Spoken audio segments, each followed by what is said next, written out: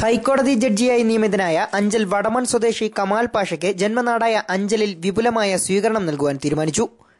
പുനലൂരിലെ bar association ഹാളിൽ അഭിഭാഷകരുമായും ജഡ്ജിമാരുമായും ഒക്കെ ചർച്ച നടത്തിയതിനു ശേഷം 4 മണിക്ക് അഞ്ചൽ സെന്റ് ജോൺസ് കോളേജിൽ എത്തിച്ചേരുന്നതും അവിടെ വെച്ച് MP, MLA, ത്രിതല പഞ്ചായത്ത് ജനപ്രതിനിധികൾ, സാമൂഹ്യ രാഷ്ട്രീയ സാംസ്കാരിക മേഖലയിലെ വിവിധ സന്നദ്ധ സംഘടനകൾ, പൊതുപ്രവർത്തകർ, പത്ര മീഡിയ മാധ്യമ പ്രവർത്തകർ, വ്യാപാരി വ്യവസായി സുഹൃത്തുക്കൾ, വിവിധ വകുപ്പ് മേധാവികൾ, വിവിധ വിദ്യാലയങ്ങൾ, ഹോസ്പിറ്റലുകൾ, അങ്ങനെ സമൂഹത്തിൻ്റെ നാനാതുറയിലുള്ള ജനസമൂഹങ്ങൾ അദ്ദേഹത്തെ ഒരു പൗര സ്വീകരണം നൽകി ആദരിക്കുന്നതിന് തയ്യാറെടുത്തുകൊണ്ടിരിക്കുകയാണ്. അതിന്റെ പൗരാവലിയുടെ നേതൃത്വത്തിൽ നൽകുന്ന സ്വീകരണ പരിപാടികൾ അഞ്ചൽ സെന്റ് ജോൺസ് കോളേജ് ഓഡിറ്റോറിയത്തിൽ നടക്കും.